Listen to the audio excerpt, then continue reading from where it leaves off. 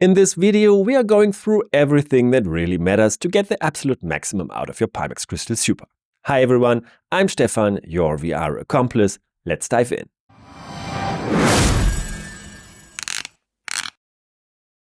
So, what exactly can you expect in this video? At first, the most important software settings in Pimax Play, the topic of IPD and IPD Offset, finally explained in a way that makes sense, Pimax OpenXR, Dynamic Foveated Rendering and Upscaling, and finally tracking systems, cable management and comfort mods. Basically a complete all-in-one setup guide for your Crystal Super.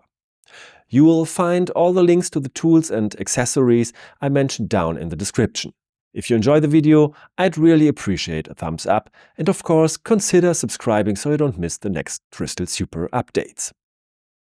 Let's start with the most important software settings in Pimax Play. A lot of people underestimate how much these options actually affect image quality and performance. First of all, make sure you're on the latest firmware for the headset, the controllers and the launcher. Pimax releases updates frequently and they often improve tracking, stability and even image smoothness. So if it's been a while since your last update, definitely check again.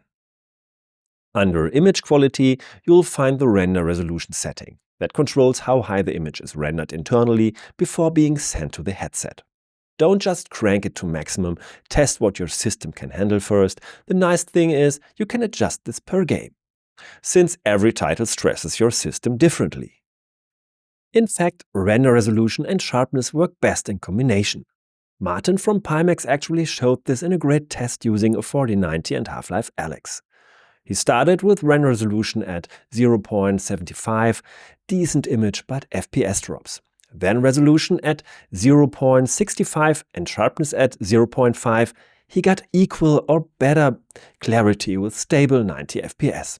So yeah, don't underestimate the sharpening function in Pimax Play. Under eye tracking, make sure the system is properly calibrated. If DFR doesn't seem to follow your gaze correctly or IPD measurement feels off, recalibrate. And here's a little special tip. If you disable Auto Start for Pimax Play, you'll have more control at system boot. That way, your headset won't start up automatically unless you want it. Then there's sharpness, a small slider with a big impact. It doesn't add much load to your GPU, but can noticeably enhance clarity. Try experimenting a bit. I usually stay between 0.3 and 0.5, which gives a clean, natural image without an artificial look. Next up, one of the most important topics, IPD, the distance between your pupils. It's crucial for sharpness and natural depth perception. The Crystal Super offers both automatic IPD adjustment through eye tracking and manual control inside Pimax Play. The automatic mode measures where your eyes actually sit inside the headset. Not just the geometric distance from an optician, but the effective optical spacing that gives you a correct stereo vision. In theory, it's even more precise because it accounts for your personal face shape and how the headset sits. In practice, accuracy depends a lot on how well eye tracking is calibrated and how precisely the headset fits your face. I actually went to an optician to double-check my IPD, and after some convincing, he measured it for me. 33mm left and 32.5mm right. Total 65.5mm. In Pimax Play, I set 66mm manually, while Auto IPD gave me 68.2mm. Over 2mm difference. And that's totally normal. The auto value reflects your current wearing position, slight vertical or angular offsets included, while the optician's value is your fixed anatomic distance. So if you enter your optician's number manually, make sure the headset sits perfectly level, not tilted, not too high or low, so your eyes are exactly centered behind the lenses.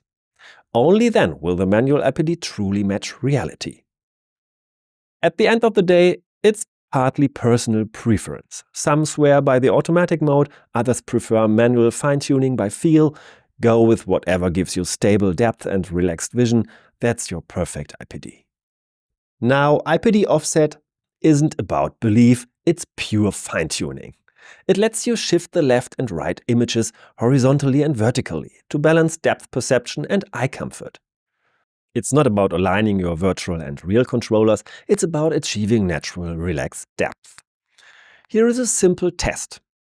Look at a fixed point far away in VR, close one eye, then the other. If the object jumps sideways, up or down or even both, your offset isn't perfect. If it stays still, you nailed it. Make small steps and test again each time, ideally with the headset still on using the arrow keys for adjustments. Once the depth suddenly feels natural and your eyes relax, you've got it. That's your headset's optical calibrated. Maximum clarity, correct depth, and long-term comfort. Once your optics are dialed in, it's time to make the headset perform at its best. Let's talk about Pimax OpenXR, Dynamic Foveated Rendering and Upscaling. If you're still running VR through SteamVR, you are adding an unnecessary extra layer. OpenXR talks directly to the headset, lower latency, less overhead, smoother frame times. In Pimax Play, OpenXR is already integrated. We don't need to install anything, just select Pimax OpenXR as runtime and you're good. You'll likely notice fewer microstutters, shorter loading times and overall steadier performance. Some older SteamVR titles may not behave perfectly. If a game won't launch or shows graphic glitches, switch back temporarily via SteamVR settings, but in general, stick with Pimax OpenXR as your default. Dynamic Foveated Rendering. DFR is one of the biggest performance boosts you can enable. It reduces resolution in the areas you are not directly looking at, saving tons of GPU power while keeping your focus area razor sharp. There are two versions, Standard DFR and Quad-View DFR. Standard DFR keeps one sharp central region based on eye tracking, great for GPU-heavy titles like Microsoft Flight Simulator or DCS. Quad-View DFR divides the screen into 4 zones, 2 high-res focus areas and 2 low-res periphery zones. Updated dynamically with your gaze, it's the most efficient method, but only works via Pimax OpenXR, not SteamVR. Just a quick note, not every game supports DFR yet, but if a title does support Quad-View DFR, it's typically even more efficient than regular DFR. Upscaling works similarly to DLSS or FSR. It renders internally at a lower resolution, then scales up to the native panel resolution. That saves a lot of GPU power, but can slightly soften text or fine details. My advice, only enable upscaling if you still can't reach smooth frame rates after using OpenXR and DFR.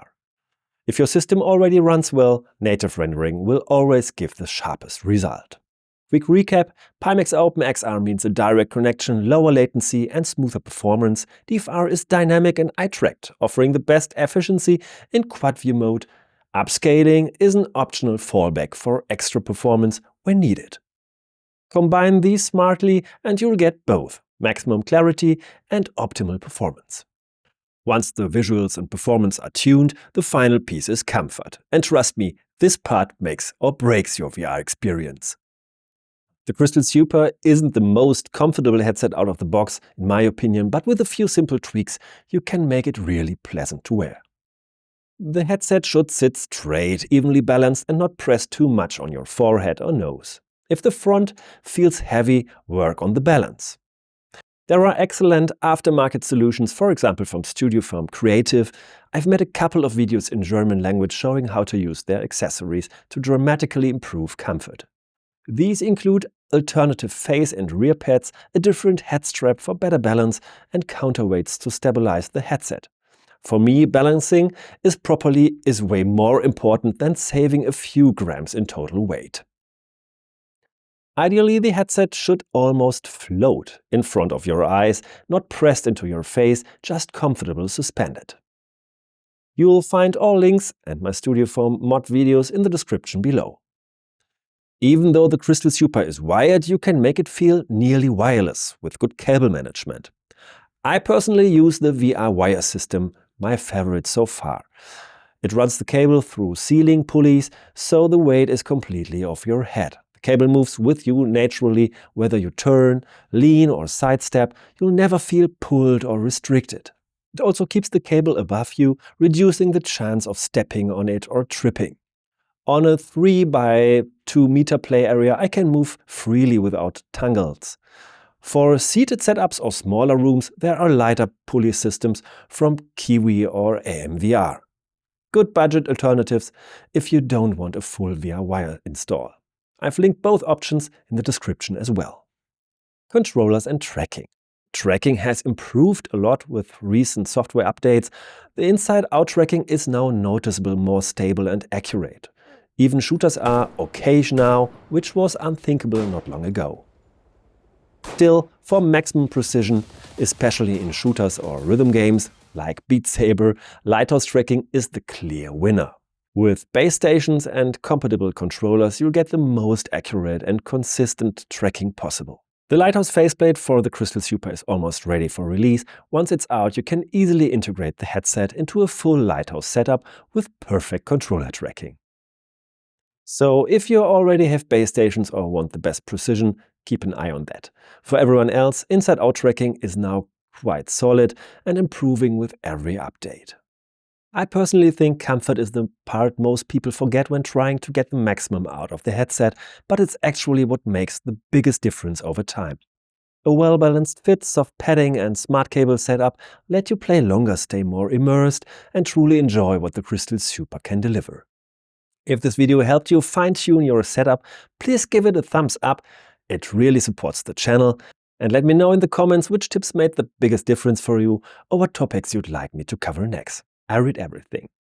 And if you are new here and want more content on VR headset, accessories, performance tweaks, and real-world testing, make sure to subscribe so you won't miss the next one. Thanks a lot for watching and have fun getting the absolute maximum out of your Pimax Crystal Super. Bye bye und tschüss.